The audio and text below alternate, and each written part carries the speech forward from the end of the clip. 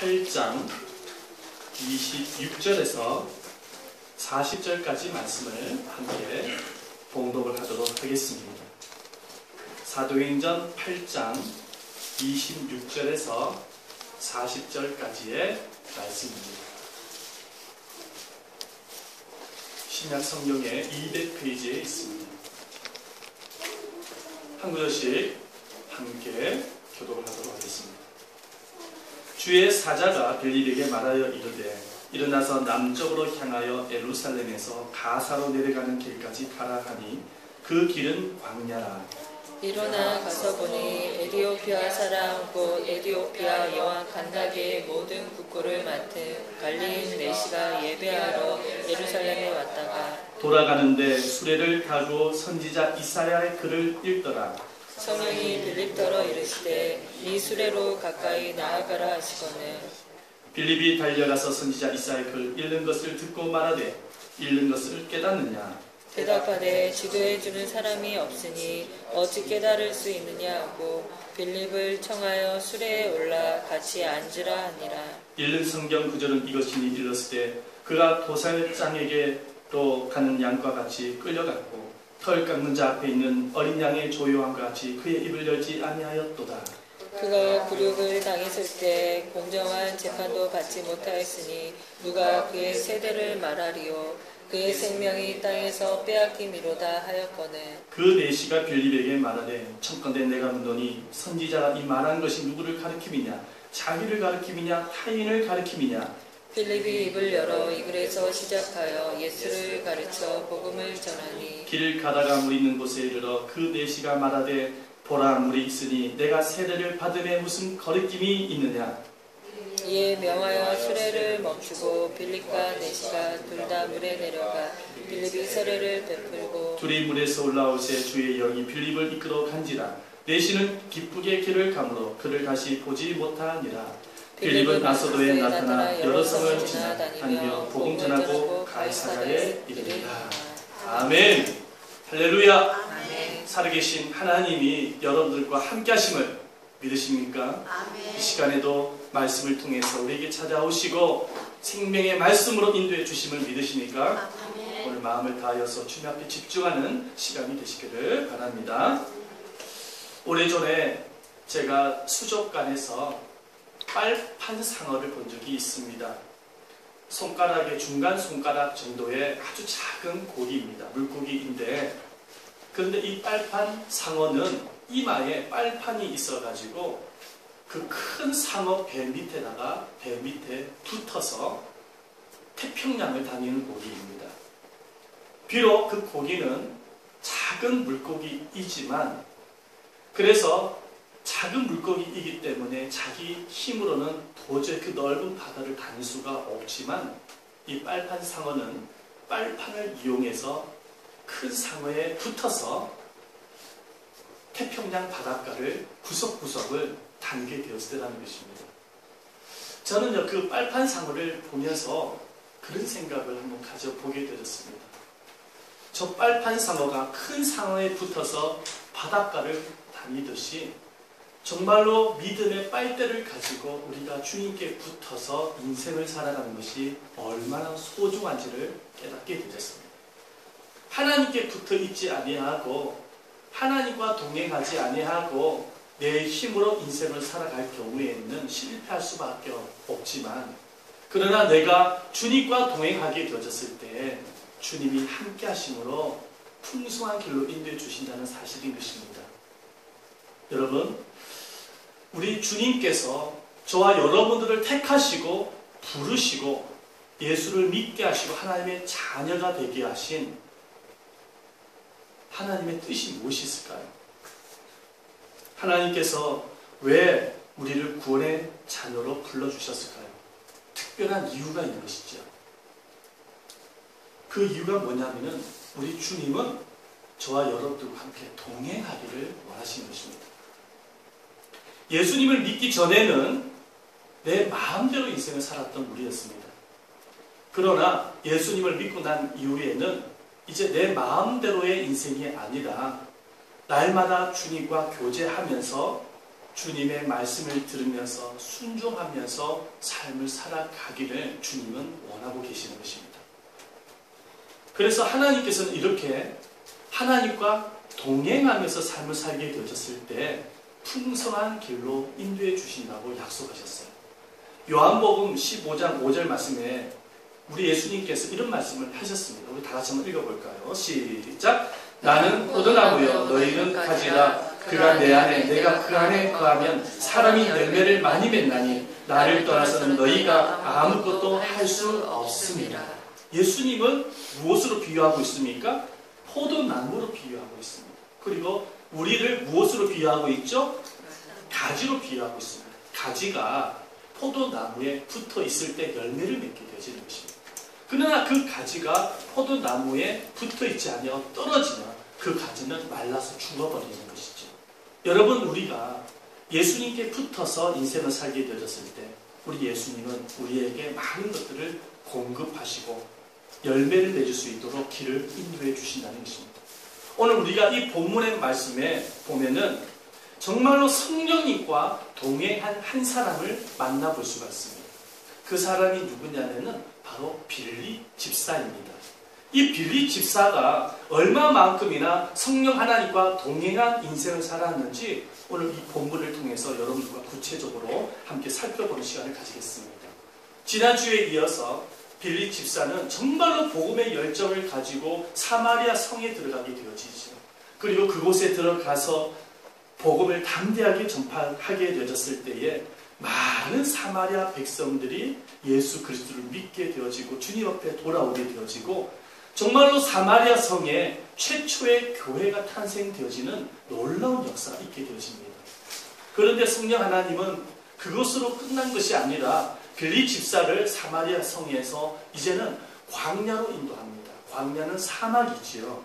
광야로 인도하는데 그 광야에서 정말 이디오피아 여왕 국고를 맡은 내시가 있었습니다.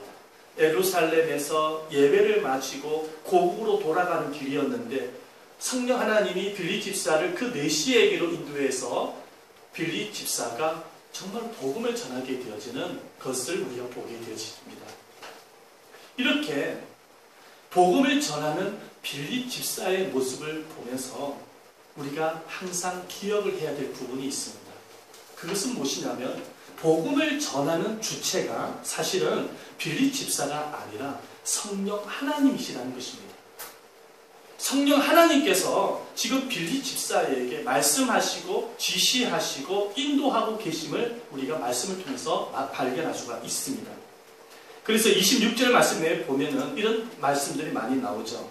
주의 사자가 빌립에게 말하여 이르되, 주의 사자라는 것은 바로 성령 하나님이십니다.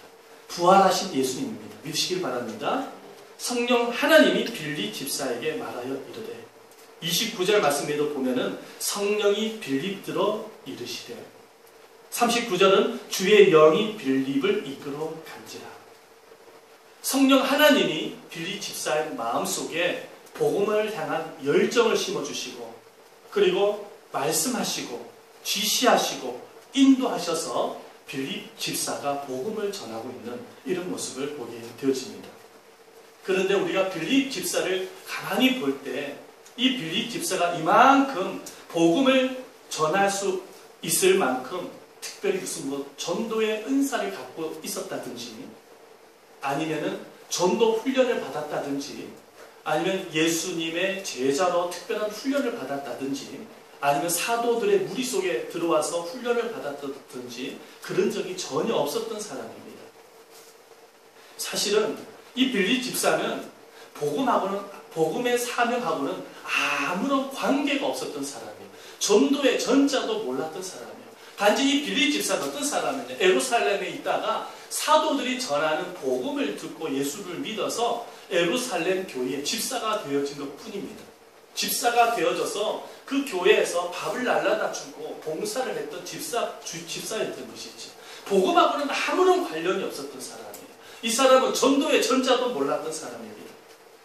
그런데 이 빌립 집사에게는 한 가지 좋은 신앙적인 습관을 갖고 있었습니다. 그 습관이 무엇이냐니까 빌립 집사는 부활하신 예수님을 만나고 난 이후에 날마다 주님과 동행한 삶을 살았습니다.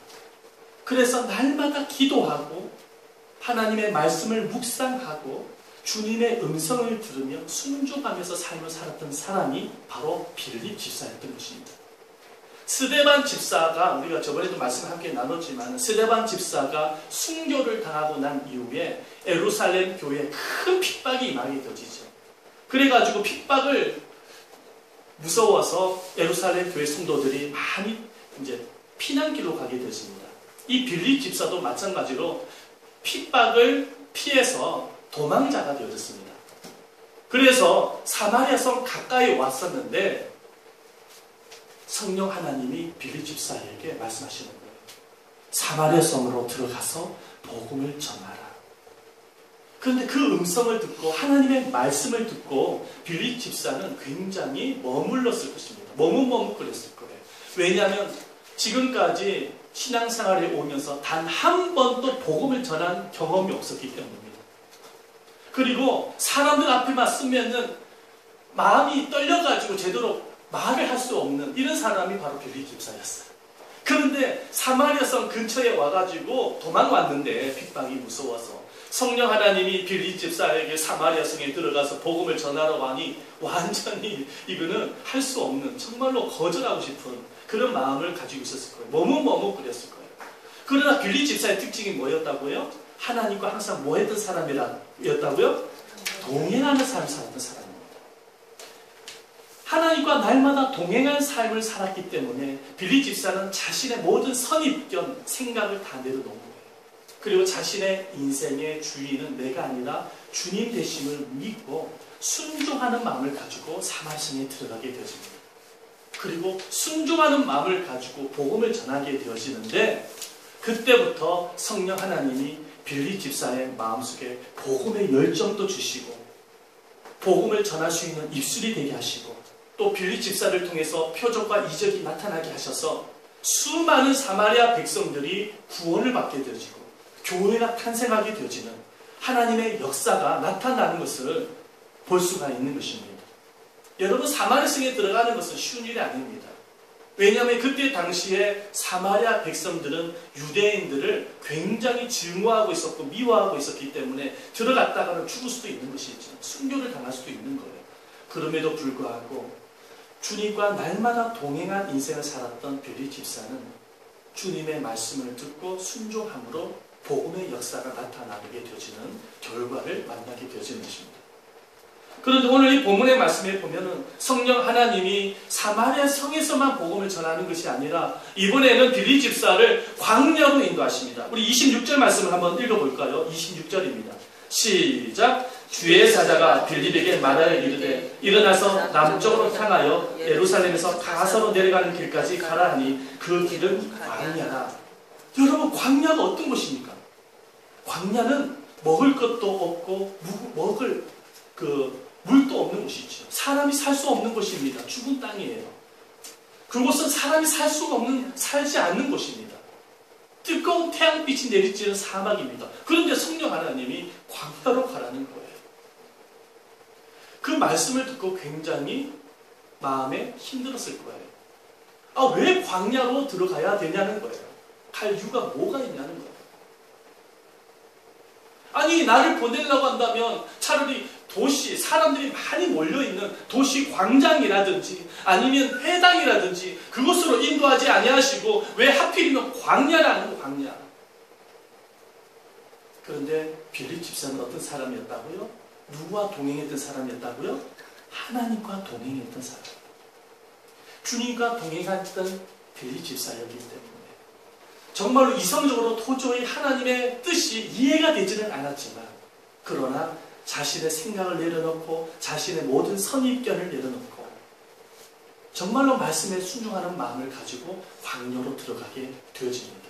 이 정도만 보아도 빌립 집사가 얼마만큼이나 성령 하나님과 동행한 삶을 살았는지 우리가 만나볼 수가 있는 것이죠. 그래서 광야로 들어갔더니 그 광야에서 누구를 만납니까? 이디오피아 요왕 국보를 맡은 내시를 만납니다. 국고를 맡은 넷이라는 것은 이디오피아에서 재정부 장관을 가지고 있었던 권력을 갖고 있었던 권력자였습니다. 우리나라로 말을 같으면 재정부 장관 정도 됐을 거예요. 간나게라는 사람은 누구냐면 바로 그때 당시에 이디오피아 여왕입니다. 아주 높은 직급을 가진 사람을 광야에서 만나게 되어집니다. 이 사람이 예루살렘에서 예배를 드리려고 왔다가 예배를 마치고 곡으로 돌아가는 길이었던 것이죠. 그런데 돌아가는데 그냥 가는 것이 아니라 마차를 타고 가는데 성경을 읽고 있는 거예요. 뜨거운 사막 한복판에서 그 무더운 날씨에도 불구하고 성경을 읽고 있는데 이사야서 말씀을 읽고 있는 거예요. 이 정도만 봐도 이 내시는 참으로 하나님을 경외했던 사람이었음을 우리가 짐작할 수가 있는 것이죠. 그런데 말이죠. 열왕기상 10장 말씀에 보면은 솔로몬이 이스라엘 백성들을 통치했던 그때 당시에 솔로몬의 지혜를 듣고 싶어서 스바 여왕이 예루살렘으로 오게 되십니다. 그 스바 여왕이 누구냐면 이디오피아 여왕입니다. 그때 당시에. 그 여왕이 솔로몬의 지혜를 듣고 난 이후에 하나님을 믿게 되어지고 그때 이후로 하워드 마샬이라는 역사학자가 있습니다. 이 역사학자가 뭐라고 이야기를 하냐면은 솔로몬 이후에 그 스바 여왕이 하나님을 믿고 난 이후부터 이디오피아에서는 많은 순례객들이 예루살렘으로 와서 예배를 드렸다고 말씀을 하고 있습니다. 아마 본문에 등장하고 있는 이 간다게의 국권을 맡은 내시도 아마도 예루살렘에 예배를 드리기 왔던 순례자였음에 틀림이 없을 것입니다. 그런데 성령 하나님이 빌리 집사에게 그 내시에게 가까이 가서 지금 성경을 읽고 있는 그 내시가 지금 성경을 해석을 못하고 있으니까 가서 말씀을 전하라고 말씀을 합니다. 그래서 빌리 집사가 가까이 가서 말씀을 전하는데 그 내시가 이사야 말씀을 읽고 있는데 그 이사야서에 보면은 도살장으로 끌려가는 그 어린 양이 나오는데 도살장으로 끌려가는 그 어린 양이 누구인지를 모르고 있는 것입니다. 그래가 마음이 답답해하는 거예요. 도대체 이 말씀이 무슨 말씀인지 도대체 이 사람이 누구를 의미하는 것인지 모르고 있는 그런 상황 가운데 있었어요. 그런데 빌리 집사가 가서 그 도살장에 끌려가는 어린 양은 바로 우리 모든 죄를 짊어지시고 십자가에서 돌아가신 예수 그리스도이심을 전합니다. 그 예수님이 우리의 모든 죄를 담당하시고 십자가를 통해서 해결하시고 그리고 3일 만에 부활하신 주님이 우리의 주가 되셨다고 증거하게 되어지는 거예요.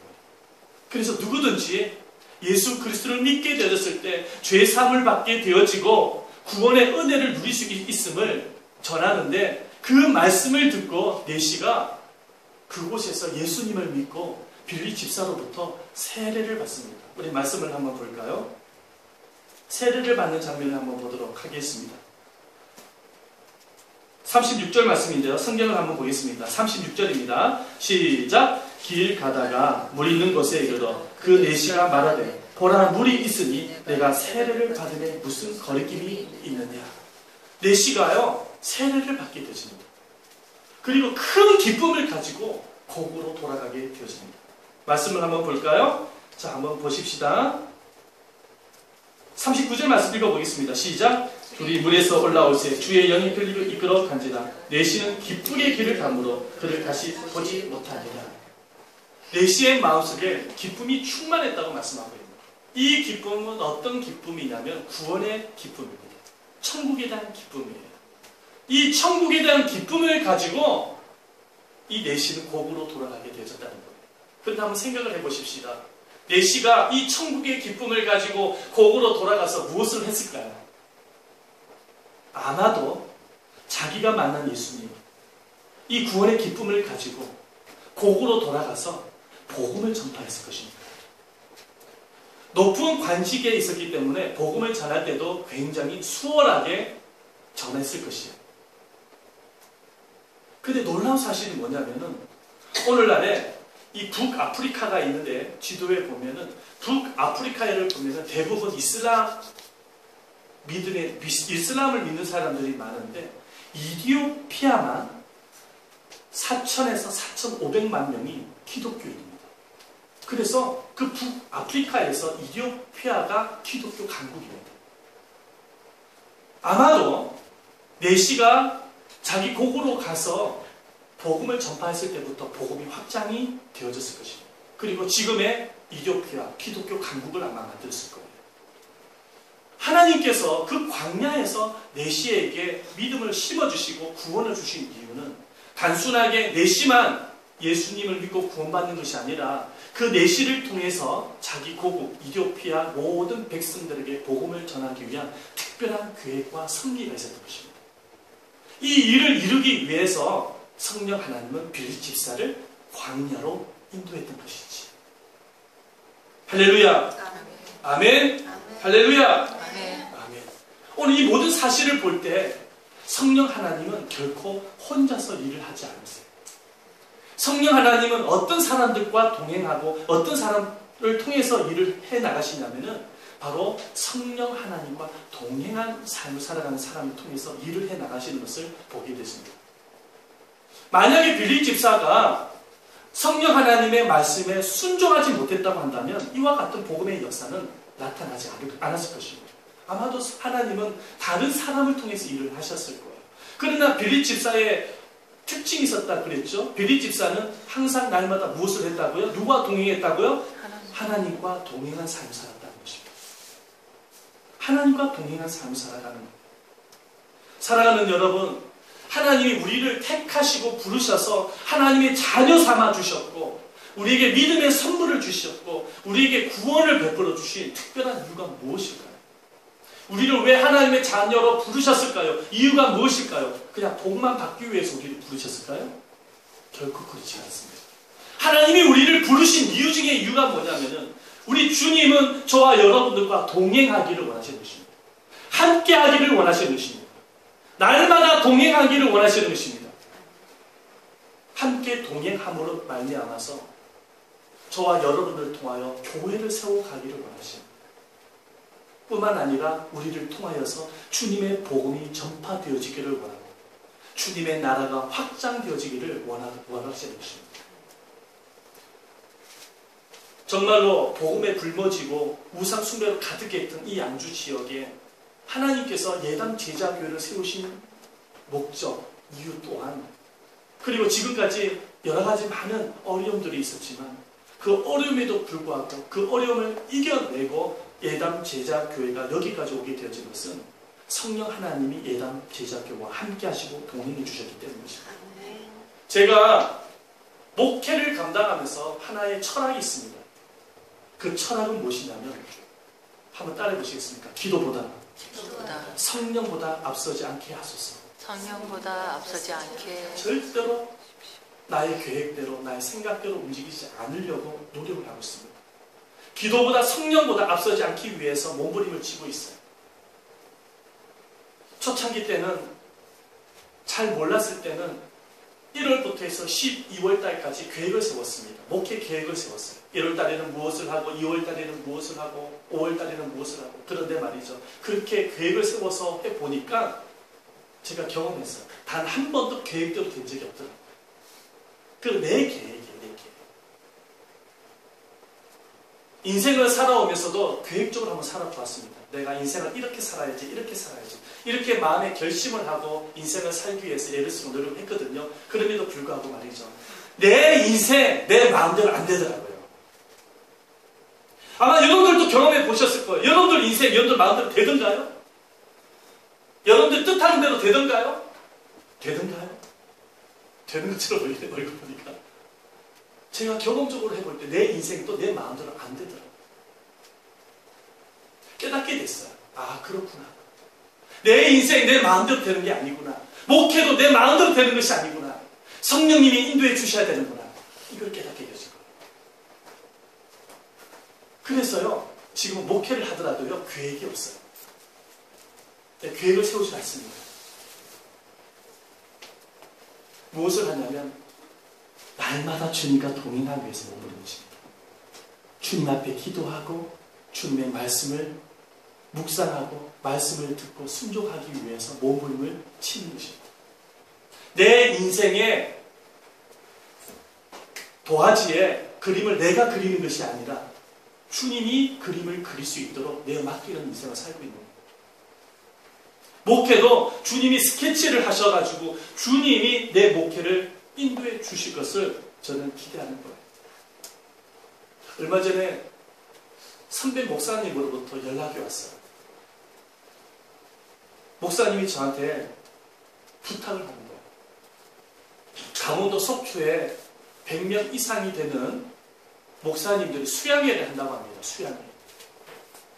그런데 저보러 와가지고 우리 예당 제자교회 축구 전도를 통해서 주일학교가 그렇게 조금씩 성장하고 있는 그런 소식을 접했는데 와서 사례 발표도 하면서 강의를 좀 해달라는 거예요.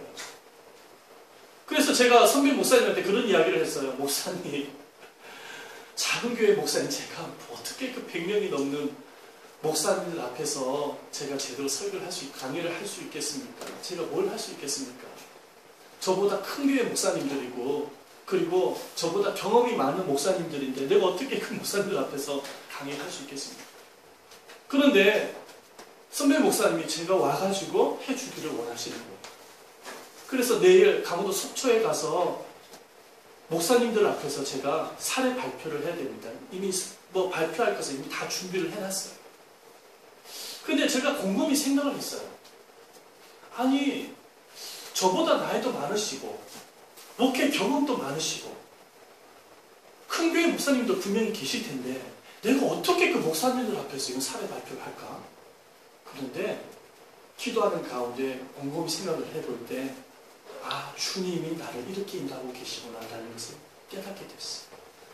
내가 가는 것이 아니라 성령 하나님이 나를 그렇게 쓰시기를 원하시구나. 할렐루야. 그래서 순종하기로 결심했어요. 저의 생각을 내려놓습니다. 저의 이성도 내려놓습니다. 주님이 이끌어주세요. 여러분들 기도해주세요. 제가 그 100명 이상 되는 목사님들에게 앞에 서서 이제 사례 발표를 하고 강의를 할 텐데 저를 통해서 하나님이 그분들에게 도전이 되어지고 도움이 될 수 있도록 꼭 기도를 부탁드리겠습니다. 아멘. 지금 주일학교가 심각하거든요. 지금 교회들마다. 그분들에게 도움이 되면 쓰임을 받고 싶습니다. 주님께서 우리들에게 요청하고 있는 것이 뭐냐면 날마다 주님과 함께하는 삶이에요. 동행하는 삶이에요. 날마다 기도하고 말씀을 묵상하고 주님이 주신 말씀 앞에 반응하면서 순종하면서 삶을 살아갈 때 성령님이 우리를 이끌어 가시거든요. 그런데 문제는 뭐냐면은 우리 생각이 너무 많은 거예요. 내 생각이 너무 많아서 그렇게 살지 않으려고 하는 거예요. 그냥 내 생각도 해버려요. 그냥 중요한 일을 앞에 놔두고 기도하지 않아요. 주님의 음성 앞에 귀를 기울이지 않습니다. 그냥 내 생각대로 해버리는 거예요. 그러니까 자꾸 실패가 거듭거듭 나타나기 시작을 합니다. 여러분, 내 의지를 내려놔야 돼요. 나의 생각을 내려놔야 돼요. 우리의 인생을 책임지실 분은 여러분들 안에 계시는 성령 하나님이심을 믿으시길 바랍니다. 주님이 여러분들 인생을 책임지시지 내가 내 인생을 책임지는 게 결코 아닙니다. 주님이 나의 인생을 이끌어 가셔야지 내 마음대로 갈 수가 없는 길인 것입니다. 이 험악한 인생길 어떻게 내 힘으로 걸어갑니까? 빨판 상어를 한번 생각해 보세요. 그 자그마한 빨판 상어가 붙어있지 아니하면 바닷가에서 제대로 헤엄도 못 쳐요.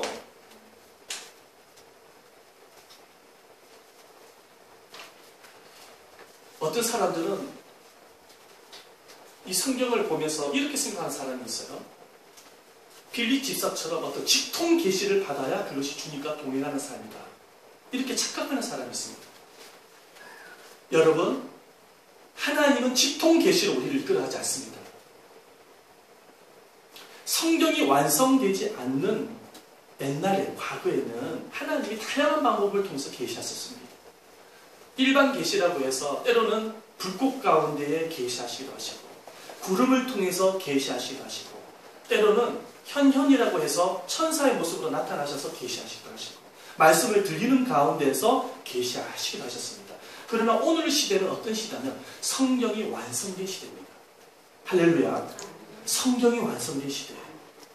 그래서 성령 하나님은 어떻게 역사하시냐면은 이 성경 66권 하나님의 계시, 특별 계시, 이 성경 말씀, 성령님에 의해서 지어진 이 말씀의 내마로 우리에게 찾아주십니다. 믿으시기를 바랍니다. 내 마음으로 찾아오십니다. 그래서 우리가 설교 말씀을 듣는 가운데 하나님의 말씀을 깊이 묵상하는 가운데 또 기도하는 가운데 하나님의 말씀이 생각나므로 성령 하나님은 내 말로 우리를 이끌어 가시는 겁니다. 아멘입니까? 그렇게 동행한 인생의 삶을 살아가게 되어졌을 때 우리의 삶이 풍성한 열매를 맺을 수 있다고 예수님께서 약속하고 계신 것입니다. 우리 주님은 우리가 하루하루 삶을 살아갈 때 주님의 손을 붙잡고 살아가기를 원하시는 것입니다. 손을 놓아버리면 내 혼자 살아가는 것이 아니라 주님과 손을 붙잡으면서 함께하기를 원하시는 거예요. 여러분, 사람들이 악수를 하지 않습니까? 그렇죠? 악수, 반갑다고 악수를 하지 않습니까? 이 악수의 유래가 어디서부터 출발되었는지 아십니까? 이 악수의 유래는 어디서부터 출발하게 되었는지 옛날 과거에 원시 시대 때 원시인들이 사냥을 했을 때부터 시작되었다고 합니다. 역사학자들에 의해서 발견하게 되어진 거예요. 원시인들이 사냥을 하는데 말이죠. 동지가 필요한 거예요. 사냥을 혼자 하기 힘들거든요. 혼자 힘으로 힘들기 때문에 동지가 필요한 거예요. 근데 동지를 필요한데 동지가 항상 무기를 들고 있었습니다. 칼이라든지 이런 것을 들고 있거든요. 그래서 무기가 없다는 사실을 보여주기 위해서 빈손을 보입니다. 그 자기도 빈손을 보이는 거예요. 서로 악수를 하기 시작했습니다. 빈손과 빈손이 만나가지고 악수를 하면서 서로 동지가 됐다는 거예요. 여러분, 주님은 믿음의 손으로 항상 주님의 손을 붙잡기를 원하시는 것입니다. 내 마음속에 빈 마음을 가지고 그리고 빈손을 가지고 주님의 손을 붙잡으면서 인생을 살아가기를 원하는 겁니다. 내 마음속에 탐욕의 마음, 욕심을 다 내려놓고 내 마음속에 걱정과 근심과 염려, 이 모든 마음들을 다 내려놓고 빈 마음을 가지고 믿음으로 주님의 손을 붙잡고 우리가 주님과 동행하면서 삶을 살아가기를 원하시는 것입니다. 그렇게 모든 짐을 주님 앞에 내려놓고 수고하고 묵은 짐진 자들아 다 어디로 오라? 내게로 오라고 말씀하셨어요. 내게로 오라고 말씀하셨어요. 그런데 주님께 가지 않은 거예요. 자꾸 자기가 짐을 지고 가려고 하는 것이 문제인 것입니다. 주님께 모든 짐을 가지고 가서 주님께 맡겨드리고 그리고 믿음으로 주님의 손을 붙잡게 되어졌을 때 주님이 우리를 이끌어 가시는 것이죠. 생계의 문제, 자녀의 문제, 건강의 문제, 일터의 문제 이 모든 것을 주님께 맡겨드리면서 살아가는 것입니다. 여러분, 주님께서 우리들에게 가장 원하시는 마음은 날마다 주님과 함께하는 삶, 동행하는 삶, 하루하루의 삶을 살아가면서 날마다 주님을 의식하는 삶입니다. 눈을 감고 날마다 의식하는 것, 주님이 나와 함께 하심을 의식하는 것, 그리고 기도하는 마음을 가지고 살아가는 것, 주님의 말씀을 묵상하고 주님의 음성을 듣고 주님을 따라가는 삶을 살아가기를 원하는 것. 여러분들 삶 속에 이와 같이 주님과 동행함으로 풍성한 삶이 이루어지기를 주의 이름으로 축원드립니다. 그래서 정말로 여러분들을 통하여서 주님의 교회가 건강하게 세워지고 주님의 복음이 전파되어지고 주님의 나라가 확장되어지는 이와 같은 하나님의 역사가 여러분들의 삶 속에